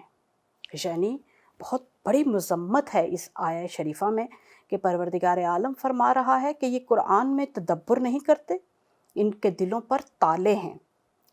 پروردگار عالم سے پناہ مانگنی چاہیے اس وقت سے کہ ہمارے دل اس حالت میں پہنچ جائے کہ ان پہ تالے پڑ جائیں، کیونکہ جب کوئی دروازے پہ تالا ہو جاتا ہے تو نہ اس کے کوئی چیز اس کے اندر جا سکتی ہے، نہ اس کے اندر سے باہر آ سکتی ہے، اور اس سے استغفار کرنا چاہیے۔ اور پروردگار عالم نے ہم پہ لطف کیا ہے، میں بار بار یہ کہتی ہوں کہ یہ ہم پہ لطف خداوندی ہے کہ ماہ مبارک رمضان ہماری زندگیوں میں ہر سال آتا ہے کہ ہم تدبر کریں قرآن کریم میں اور پروردگار عالم کی تمام عبادتوں میں کہ اللہ نے کیا حکمتیں رکھی ہیں، لیکن ہم لوگ غافل ہو جاتے ہیں، ہم اس کی ظاہری حیت پہ چلے جاتے ہیں اور اس طرح سے اپنی زندگیوں میں مشغول ہو جاتے ہیں کہ ہم صبح سے شام صرف ایک کولو کے بیل کی طرح ایک ہی اس پہ کے گرد گھومتے رہتے ہیں۔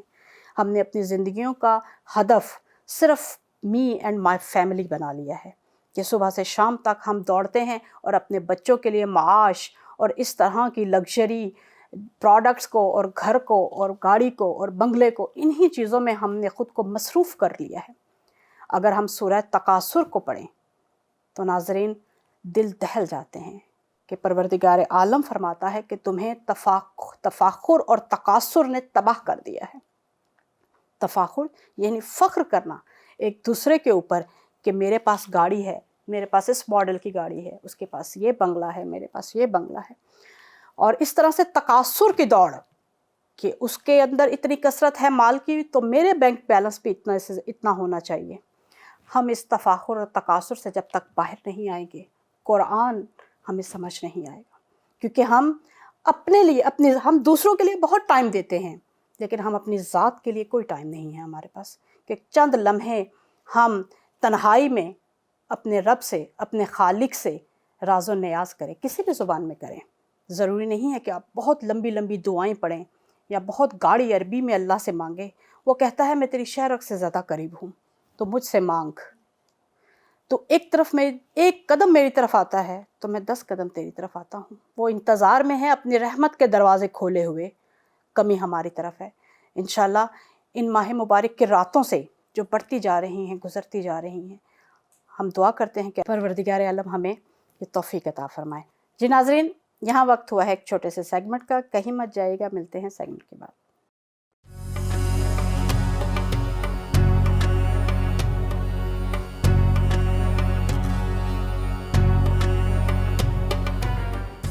بسم اللہ الرحمن الرحیم۔ السلام علیکم پیارے دوستو، کیسے ہیں آپ سب؟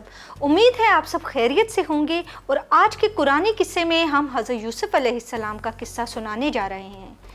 قرآن نے اس قصے کو سب سے خوبصورت قصہ کہا۔ اچھا تو دوستو، حضرت یوسف علیہ السلام کے والد کون تھے؟ ٹھیک ہے، میں ہی بتا دیتی ہوں، حضرت یعقوب علیہ السلام جو نبی تھے۔ دوستو اس قصے میں صبر ہے، امتحان ہے، دشمنی ہے، دوستی ہے، محبت ہے، نفرت ہے، سب سے اہم بات سبق ہے۔ ایک غلام کو اللہ کس طرح زمین کے سب سے بڑے حصے کا بادشاہ بناتا ہے۔ یہ تو ایک چھوٹا سا پوسٹ ہے، اس سے بھی بڑا پوسٹ آپ کو نبی بنا دیا۔ حضرت یعقوب علیہ السلام کے 12 بیٹے تھے، حضرت یوسف علیہ السلام سب سے چھوٹے تھے۔ حضرت یوسف علیہ السلام اپنے بابا کے بہت ہی چہیتے تھے، یہ بات آپ کے بھائیوں کو پسند نہیں تھی۔ سارے بھائی ہمیشہ اس فکر میں تھے کہ کس طرح اپنے بابا کے دل سے حضرت یوسف علیہ السلام کی محبت کو نکال دیں یا یوسف ہی کو اپنے راستے سے ہٹا دیں۔ ان بھائیوں کا حسد اس وقت اور زیادہ ہو گیا جب آپ نے ایک خواب دیکھا کہ 11 ستارے، چاند اور سورج آپ کے سامنے سجدہ کر رہے ہیں۔ اپنے بابا حضرت یعقوب علیہ السلام کو جب آپ نے یہ خواب سنایا تو یعقوب علیہ السلام نے کہا کہ کسی کو یہ خواب نہیں سنانا، کیونکہ شیطان انسان کے پیچھے لگا ہوا ہے۔ شیطان اس کے بہکاوے میں آ کر تیرے بھائی کہیں تیرے دشمن ہی نہ ہو جائیں، کیونکہ اللہ تمہیں بہت بڑا مقام دینا چاہتا ہے۔ حضرت یوسف علیہ السلام کے بھائیوں کو اس بات کی خبر ہو جاتی ہے اور وہ سازش کرتے ہوئے ایک دن اپنے بابا کے پاس آتے ہیں اور کہتے ہیں کہ حضرت یوسف علیہ السلام کو اپنے ساتھ سیر پر لے جانا چاہتے ہیں۔ حضرت یعقوب علیہ السلام ان کی چال کو سمجھ جاتے ہیں اور کہتے ہیں کہ تم یوسف علیہ السلام کو کہیں نہیں لے جا سکتے۔ تو سب ایک زبان ہو کر کہتے ہیں کیا آپ کو ہم پر بھروسہ نہیں ہے؟ ہم سے زیادہ یوسف علیہ السلام کی حفاظت کون کر سکتا ہے؟ حضرت یعقوب علیہ السلام ان کی نیت سے اچھی طرح واقف ہوتے ہیں۔ برے ہی صحیح لیکن وہ آپ کے بیٹے تھے، سختی سے تو ان کو منع نہیں کر سکتے تھے۔ اپنے طریقے سے سمجھاتے ہوئے کہتے ہیں تم لوگ سیر میں اتنے سارے ہیں اور طاقتور بھی ہیں، ہمارے ہوتے ہوئے حضرت یوسف علیہ السلام کو کوئی کچھ نہیں کرے گا۔ باپ کو بھروسہ دلا کر حضرت یوسف علیہ السلام کو لے جاتے ہیں اور جب جنگل میں پہنچتے ہیں تو اپنے مشورے کے مطابق یوسف علیہ السلام کو ایک کنویں میں ڈال کر ان کی قمیص کو کسی جانور کا خون لگا کر اپنے باپ کے پاس لے آتے ہیں اور کہتے ہیں بابا جان، ہم اگر سچ بھی بولیں تو تب بھی آپ ہم پر یقین نہیں کریں گے۔ ہم آپس میں دوڑنے کا مقابلہ کر رہے تھے اور یوسف علیہ السلام، کیا تم نے واقعی میرے یوسف کو کھایا ہے؟ جانور اپنی بے زبانی میں کہتے ہیں کہ ہم نبی یا نبی کے بیٹے کو نہیں کھا سکتے۔ اللہ نے ہمیں اس کام، یعقوب علیہ السلام کو اللہ نے وحی کے ذریعے حضرت یوسف علیہ السلام کے زندہ ہونے کا یقین دے دیا۔ تو دوستو یہاں سے حضرت یوسف علیہ السلام کی آزمائشوں کا سفر شروع ہو جاتا ہے۔ حضرت یوسف علیہ السلام کو جس کنویں میں ڈالا گیا تھا وہاں سے ایک قافلہ یعنی ایک گروپ شہر مصر کی طرف جا رہا تھا۔ پانی کا کنواں دیکھ کر وہ قافلہ وہیں رکتا ہے۔ ایک آدمی کنویں میں پانی لینے کے لیے ڈول ڈالتا ہے۔ حضرت یوسف علیہ السلام سمجھتے ہیں کہ شاید ان کے بھائیوں کو ان پر رحم ہو گیا، وہ انہیں کنویں سے نکالنے آئے ہیں اس لیے ڈول ڈال رہے ہیں۔ یہ سوچ کر وہ ڈول پکڑ کر لٹک جاتے ہیں۔ آدمی کو وہ ڈول بہت بھاری لگتا ہے، وہ طاقت سے کھینچتا ہے۔ جب ڈول میں پانی کی جگہ یوسف علیہ السلام کو دیکھتا ہے تو شور مچاتا ہے، پھر کچھ سوچ کر چپ ہو جاتا ہے اور یوسف کو چھپا لیتا ہے۔ ادھر یوسف علیہ السلام کا بڑا بھائی جو نہیں چاہ رہا تھا کہ یوسف علیہ السلام کو اس طرح کنویں میں مرتا چھوڑے، وہ یوسف علیہ السلام کو کنویں سے نکالنے واپس آتا ہے تاکہ یوسف علیہ السلام کو لا کر اپنے بابا کے حوالے کر دے، لیکن کنویں میں یوسف علیہ السلام کو نہ پا کر خاموش ہی واپس آ جاتا ہے۔ ادھر وہ قافلہ مصر پہنچتا ہے اور یوسف علیہ السلام کو وہاں کا بادشاہ خرید کر اپنے گھر لے آتا ہے۔ تو پیارے دوستو، حضرت یوسف علیہ السلام بے شک ہونے والے نبی تھے، اس کے علاوہ ایک انسان بھی ہیں اور اس وقت کم سن بھی تھے۔ چھوٹی عمر میں ماں کا انتقال ہو جانا اور اب ایک بے انتہا چاہنے والے باپ سے بچھڑ جانا، بھائیوں کی بے وفائی، ان کے ظلم کا شکار ہونا، آزادی سے اچانک غلامی کی زندگی، ان سب باتوں کے بعد بھی کسی سے کوئی شکایت نہیں کی، اللہ کے فیصلے پر پوری طرح راضی رہے۔ تو پیارے بچوں، اس پروگرام کا وقت یہیں پر ختم ہوا جاتا ہے۔ انشاءاللہ اس پروگرام کا بلکہ اس قصے کا بقیہ حصہ ہم آپ کے سامنے کل لے کے آئیں گے۔ یہاں پر مجھے دیجیے اجازت، اللہ حافظ۔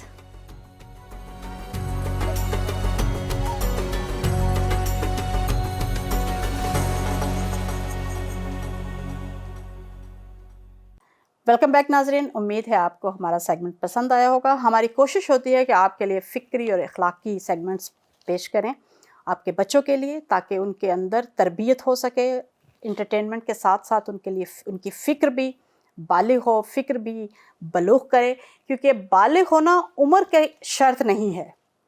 بعض لوگ 60-70 سال کے بھی ہو کر بالغ نہیں ہوتے۔ بلوغت کا تعلق انسان کی روح سے، انسان کے علم سے، آگاہی سے اور معرفت سے ہوتا ہے۔ ہم چاہتے ہیں کہ ہمارے بچے بہت بہترین معرفت رکھتے ہوں، آگاہ ہوں۔ سیگمنٹ پہ جانے سے پہلے ہماری گفتگو ہو رہی تھی قرآن فہمی پہ۔ قرآن فہمی بنیادی فریضہ ہے۔ نزول قرآن کا مقصد ہدایت انسان ہے، اور ہدایت ہم اسی صورت میں لے سکیں گے کہ جب ہم اس میں فہم پیدا کریں گے، اور اس تذکر کو بار بار قرآن نے دیا ہے۔ قرآن فہمی کے بغیر انسان اپنا مقصد خلقت بھی نہیں پا سکتا۔ قرآن کا نزول انسان کو اس کے مقصد خلقت تک پہنچانے کے لیے ہے، اور یہ تذکر بار بار ہم بھی آپ کو دے رہے ہیں، قرآن بھی ہمیں دے رہا ہے، اور آپ بھی خود کو دیں کہ ہم نے اس دنیا میں اپنے مقصد خلقت کو پانا ہے اور پروردگار عالم کی جانب سفر کرنا ہے، لکھا اللہ کی منزل پہ پہنچنا ہے اور خلافت اللہ کے مقام پہ پہنچنا ہے۔ قرآن فہمی کے بغیر ہماری زندگی میں جو سب سے پہلا نقصان ہوتا ہے کہ ہم بالکل اندھے اور گنگوں اور بہروں کہ جو قرآن نے یہ تعبیر استعمال کی ہے کہ وہ میری آیتوں پر غور نہیں کرتے، ان کے دلوں پر تالے ہیں، وہ اندھے ہیں، وہ گنگے ہیں، وہ بہرے ہیں۔ یہ سب تعبیرات قرآن نے ان لوگوں کے لیے استعمال فرمائی ہیں۔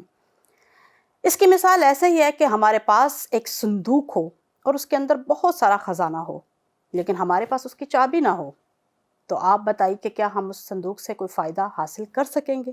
کیا فرق پڑتا ہے کہ ہم نے قرآن کریم کی 10-12 جلدیں گھر میں رکھی ہوں لیکن ہمیں اس کو سمجھنے کا وقت نہ ہو، یا ہم اس کو سمجھنا نہ چاہتے ہوں، یا ہم نے اس کو سمجھ کے اپنی زندگیوں میں نافذ نہیں کیا۔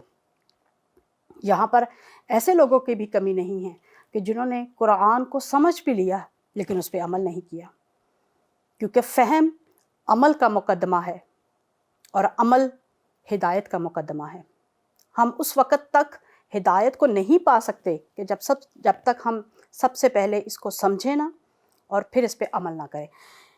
ناظرین، اس پہ مزید گفتگو کرتے ہیں اور بڑھتے ہیں پروفیسر صاحب کی جانب۔ پروفیسر صاحب، یہ تو بہت بات ہو چکی کہ قرآن فہمی کرنا ہمارا فریضہ بھی ہے، ہمارا مقصد بھی ہے، لیکن ایک پریکٹیکلی آپ اگر ناظرین کے لیے یہ بیان فرمائیں کہ کیسے سمجھیں، وہ اس کی پریکٹیکل ٹپس کیا ہیں کہ قرآن کو ہم سمجھ پائیں؟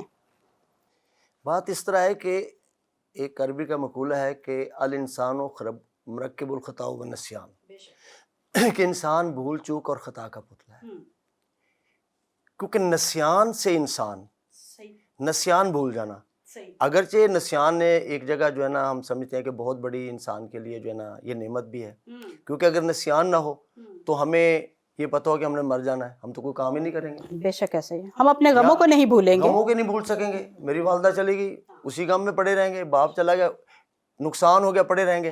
تو یہ نسیان ہماری نعمت ہے۔ تو اس نسیان کو دور کرنے کے لیے ہمیں یہ چاہیے کہ ہم قرآن پاک کو بچوں کو ڈیلی تھوڑا تھوڑا، چاہے ایک آیت ہی ہو، بے شک ترجمے کے ساتھ بچوں کو پڑھائیں۔ جب ترجمے کے ساتھ پڑھائیں گے بچوں کو سمجھ آئے گی کیا ہے، پھر فائدہ اس وقت ہوگا جب اس پر عمل کیا جائے گا۔ اس میں یہ بھی ہو سکتا ہے پروفیسر صاحب کہ اگر ہم قرآن کریم کے مختلف موضوعات کو، مطلب جیسے کسی کتاب کے اندر ہم ایک ٹاپک کو لیتے ہیں، اس پہ مباحثہ ہوتا ہے، بچوں کو ہم مطلب بہت عام انداز میں ہم بحث کریں کہ قرآن میں اگر ہدایت کا موضوع آیا ہے تو ہم ہدایت کے اوپر بحث کریں کہ ہدایت کے اوپر علماء نے کیا کہا ہے، ہدایت کے اوپر احادیث کیا ہیں، کیا سمجھتے ہیں؟ ایسے بھی ہو سکتا ہے۔ بہترین طریقہ یہی ہے کہ آپ بچے کے ساتھ جب بحث کریں گے، بچہ خود بولے، آپ بولے، پھر ایک راستہ نکل آئے گا، بچے کے ذہن میں بیٹھ جائے گا کہ میں نے یہ کرنا اور کیسے کرنا ہے۔ اس کا فائدہ کیا ہے؟ ڈسکشن سے یہی فائدہ ہے، یہی تعمیری ہے۔ حضور صلی اللہ علیہ وسلم بہت پسند فرماتے تھے ایسے کہ ایک جگہ عبادت ہو رہی ہے اور ایک جگہ جو ہے نا مسائل پر ڈسکشن ہو رہی ہے، حضور صلی اللہ علیہ وسلم نے اس محفل میں بیٹھنا پسند کیا کہ ڈسکس کیا جا رہا ہے، کیونکہ ڈسکشن سے نتیجے نکلتے ہیں۔ بے شک۔ ایک حدیث شریف بھی ہے کہ میں نے ایک جگہ پڑھا تھا کہ اپنے گھروں کو احادیث سے منور کریں، کہ آپ جب روایات کو، احادیث کو اور علمی منابع کو ڈسکس کریں گے اپنے گھر میں، آپ دسترخوان پہ بیٹھ کے بات کریں، آپ جب بھی بیٹھتے ہیں گھر میں فیملی اکٹھے، تو بجائے اس کے کہ کسی اور مطلب ایک بے فضول قسم کی باتوں میں وقت ضائع کریں، تو ہم ڈسکشن کر سکتے ہیں، علمی بحث کی جائے، علمی بحث، قرآن پہ بحث کی جائے، حدیث پہ بحث کی جائے، مسائل پہ بحث کی جائے، ایسا ہی ہے، تاکہ بچے کو پتہ چلے۔ ہمارے پاس بچوں کو دینے کے لیے وقت نہیں ہے۔ سب سے پہلا آج کا پرابلم سب سے زیادہ یہی ہے کہ ہم بچوں سے جان چھڑانا چاہتے ہیں۔ اسکول سے بچے آتے ہیں تو ہماری کوشش ہوتی ہے کہ یہ ٹیوشن پہ چلے جائیں، اب رات گئے ہیں تاکہ ہم اسی رہیں، اور آتے ہیں تو پھر بچے کھانا کھایا تو پھر کیا جی کارٹون لگا دیں، موبائل دے دیں۔ ہم بچوں سے اپنی جان چھڑاتے ہیں۔ صحیح۔ جب تک ہم خود یہ احساس نہیں کریں گے، ہم بچوں کو اس طرف نہیں لگائیں گے، ان مسائل کا حل نہیں نکلے گا۔ یہ تکرار چاہتا ہے، بار بار۔ اب دیکھو نماز کا ایک دفعہ ہی حکم کافی تھا، اب قرآن پاک میں کتنی بار نماز تکرار ہے، بہت تکرار ہے، کیونکہ پتہ ہے کہ نسیان ہے، بھول جانا ہے۔ ہم بچوں کو یاد کراتے ہیں نا کلاس میں کھڑے ہو کے، انہیں کہتے ہیں یاد کرو، پھر یاد کرو، پھر یاد کرو، لکھ کے دکھاؤ، پھر یاد کرو، سناؤ، کیا ہے؟ تکرار ہے۔ تاکہ اس کے ذہن میں بیٹھ جائے. تو قرآن کو سمجھنے کے لیے بھی تکرار کی ضرورت ہے. بہت خوبصورت. ناظرین، پروفیسر صاحب نے بتایا ہے کہ قرآن فہمی کے لیے پریکٹس اور تکرار کرنا بہت ضروری ہے. اور یہ اگر ہم عام زندگیوں میں بھی دیکھیں تو اگر فرض کریں کہ کوئی انسان کوئی ریس کرنا چاہتا ہے، کوئی جمپنگ پہ جانا چاہتا ہے، سپورٹس میں آنا چاہتا ہے، تو عام انسان وہ کام نہیں کر سکتا.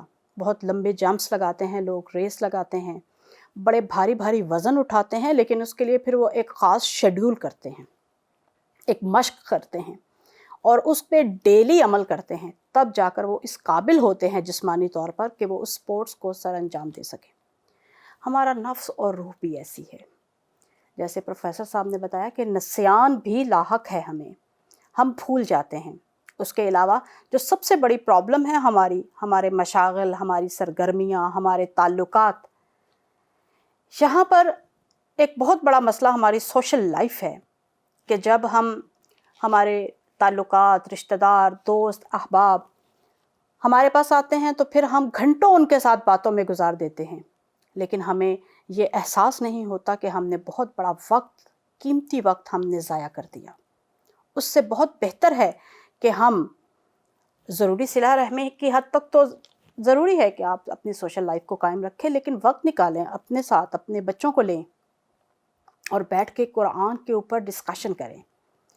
اگر آپ ڈیلی اپنے بچوں کے ساتھ خود کسی تفسیر کی کتاب کو، قرآن کریم کے ترجمہ کو لے کے آپ پڑھیں گے، ایک آیت پڑھیں، زیادہ نہیں، ایک آیت، بلکہ ایک حدیث شریف ہے کہ جو 100 آیتیں روزانہ پڑھتا ہے ان کا شمار غافلین میں نہیں ہوتا. اور وہ پڑھنا بھی تلاوت نہیں ہے، سمجھ کے پڑھنا ہے. آپ تھوڑا پڑھیں، ضروری نہیں ہے کہ آپ ماہ مبارک رمضان میں یہ ریس لگا لیں کہ ہم نے اس میں 3 قرآن ختم کرنے ہیں. آپ ایک سپارہ بھی سمجھ کے پڑھ لیں تو آپ نے حق ادا کر دیا. سمجھ کے پڑھیں. آپ تقاصر کے دوڑ میں نہ جائیں کہ ہم نے قرآن زیادہ سے زیادہ پڑھنا ہے اور پھر بتانا ہے کہ اس ماہ مبارک رمضان میں ہم نے 4 قرآن ختم کیے. ہم نے قرآن کریم کو ختم نہیں کرنا، ہم نے قرآن کریم کو سمجھنا ہے.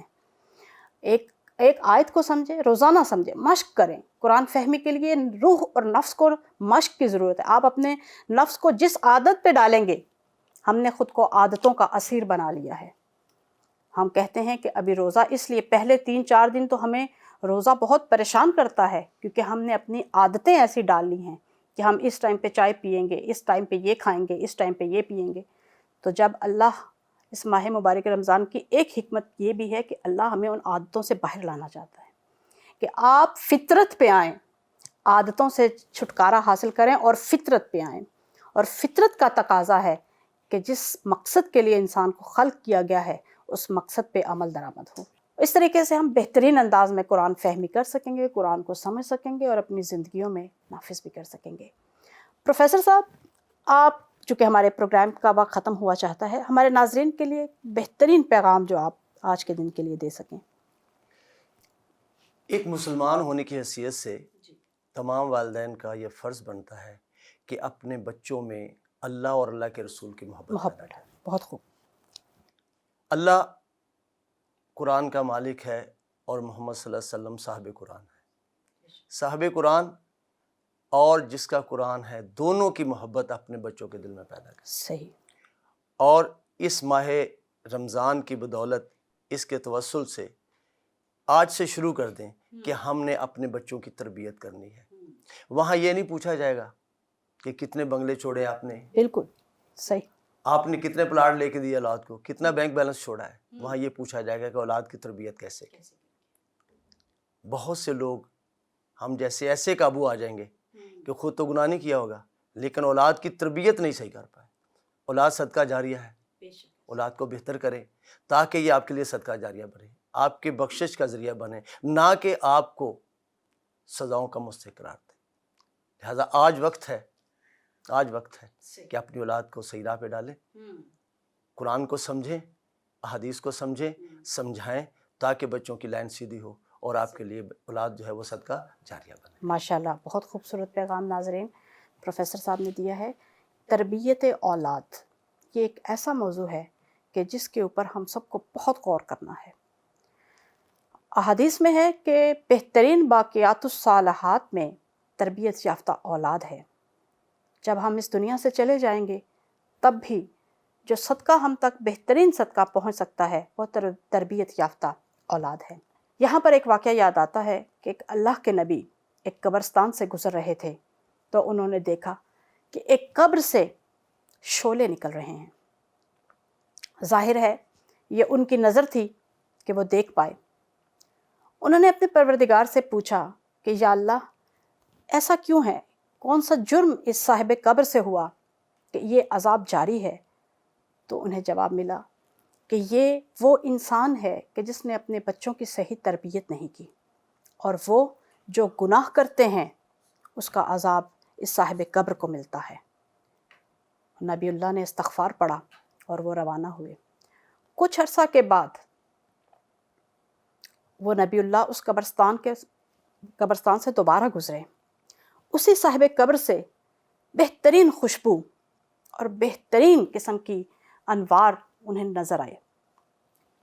وہ بہت حیران ہوئے کہ یہ تو وہی قبر ہے کہ جس سے کچھ عرصہ پہلے شعلے نکل رہے تھے، عذاب نازل ہو رہا تھا.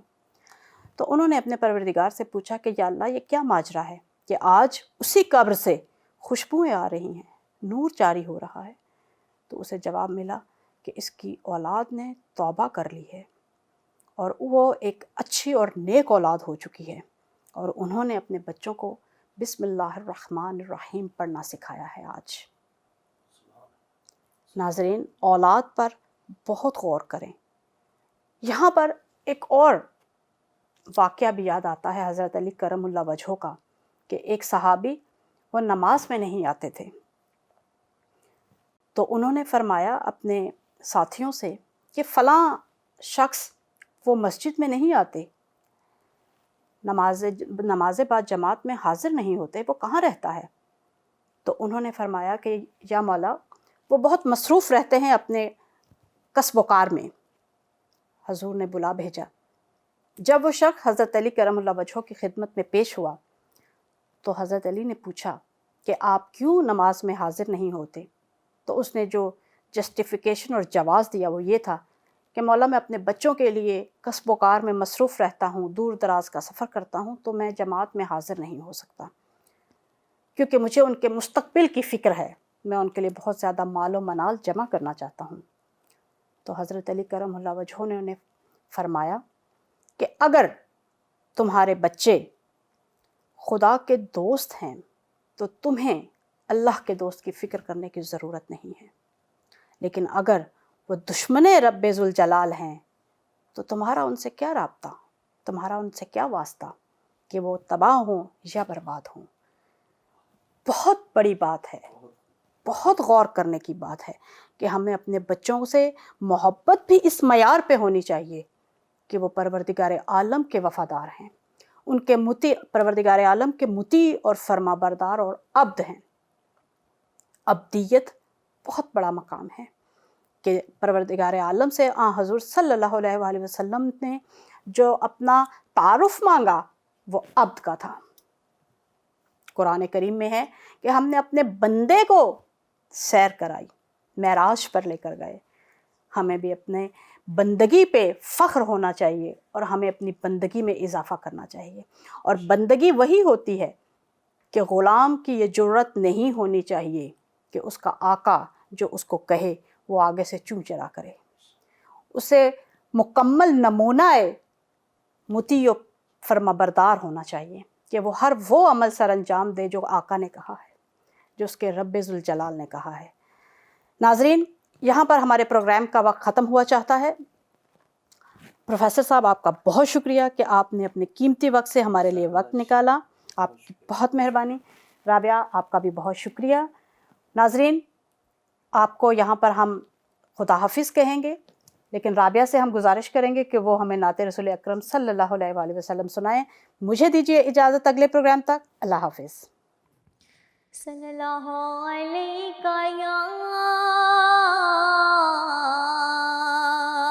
یا رسول اللہ وسلم علیہ یا حبیب اللہ. روح مصطفیٰ کو دیکھا تو دیوں نے جلنا سیکھا، روح مصطفیٰ کو دیکھا تو دیوں نے جلنا سیکھا، یہ کرم ہے مصطفیٰ کا، شب غم نے ڈھلنا سیکھا، یہ کرم ہے مصطفیٰ کا، شب غم نے ڈھلنا سیکھا، یہ زمین رکی ہوئی تھی، یہ فلک تھما ہوا تھا، چلے جب میرے محمد تو جہاں نے چلنا سیکھا، چلے جب میرے محمد تو جہاں نے چلنا سیکھا، یہ کرم ہے مصطفیٰ کا، شب غم نے ڈھلنا سیکھا، میں گری نہیں جو اب تک، یہ کرم ہے مصطفیٰ کا، میں گری نہیں جو اب تک، یہ کرم ہے مصطفیٰ کا، میری ذات نے نبی سے ہے صدا